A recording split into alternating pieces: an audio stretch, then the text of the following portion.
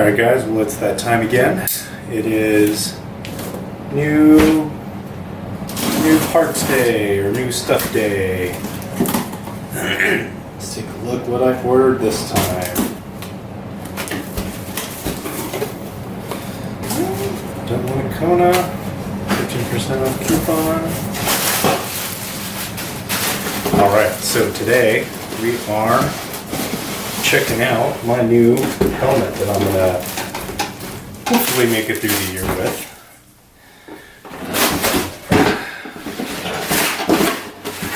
Giro,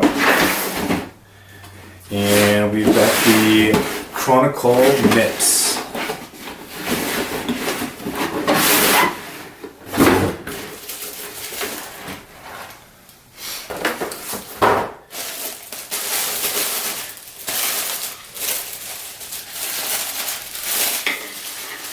And there she is. Got the matte lime and black.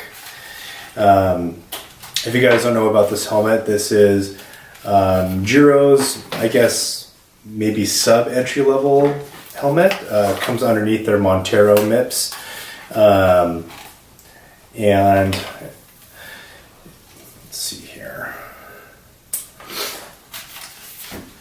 And the biggest thing about it though is it's a MIPS equipped helmet, and what MIPS is it basically helps deflect forces by allowing the shell of the helmet to rotate indifferent from your actual head and skull.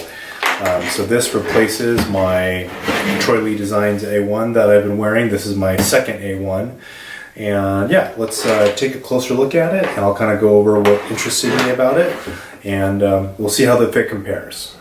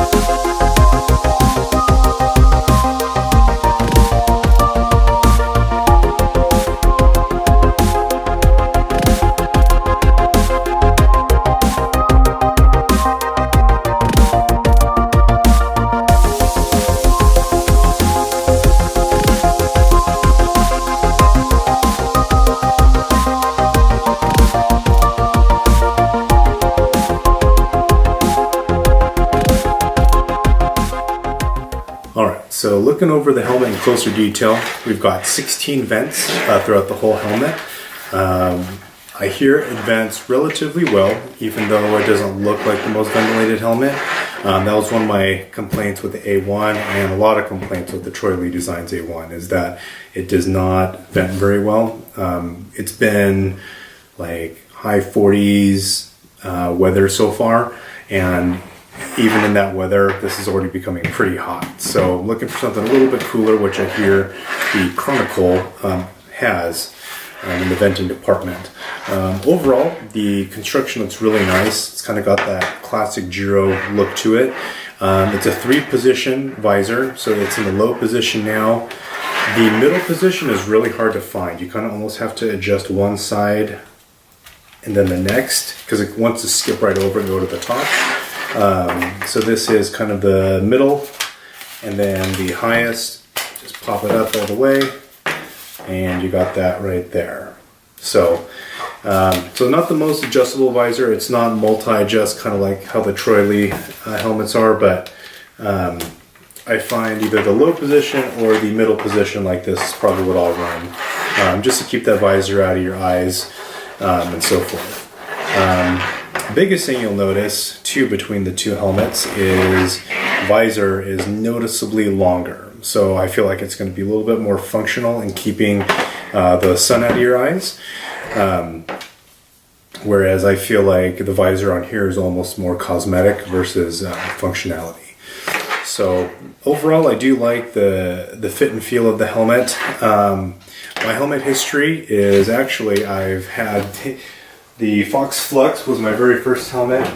And the next was actually a helmet that I still have, is the Giro feature. This kind of is almost the predecessor to this.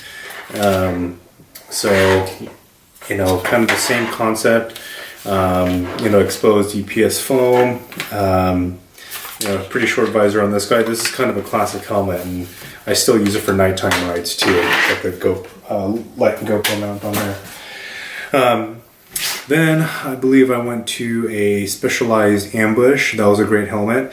The one thing I didn't like about the Ambush was the coverage was great. Probably one of the best half shell helmets in terms of like just full, you know, head coverage. But despite the coverage, it didn't feel like it was covering your head. It felt like it rested on your head, but kind of floated. And maybe that's just their retention system and how they like to, but it just didn't instill a lot of confidence. Then when I tried the A1, the A1 kind of went back to that more, you know, it feels like it's on and surrounding, contacting your full head. But then the venting started getting to me. And goggles wise, it doesn't have the widest and most squared off, I guess, area for goggles. I guess for the ones that I've tried, a lot of the goggles that I've tried are pretty wide. So wanted to try something different. Was looking at the Smith Forefront, but I kind of went back to the Giro. I really like the looks, and again, I got this for $89, I think, on Jensen, and I did get a price match through Amazon though. $89 for a half shell MIPS helmet. It's pretty incredible, I think. And you can debate whether MIPS or not is really beneficial or not, but whether you think it is or not, the feeling of this helmet on my head is a lot more comfortable and secure and comforting than the A1 is. So almost because the padding is within the actual MIPS system and not like stuck to the shell of the helmet. So it feels like it just cradles your head a lot better. And another reason why the price point on this helmet is on the low side is the EPS foam on this helmet is exposed, so it can nick, cut, chunk off, whereas like a more premium helmet like the Troy Lee, you know, it's all fully covered, and it's only exposed on the inside. So that's kind of where you're saving in the money department, but you know, my feature has held up very well, which has similar construction, and you can't beat how a helmet feels on your head.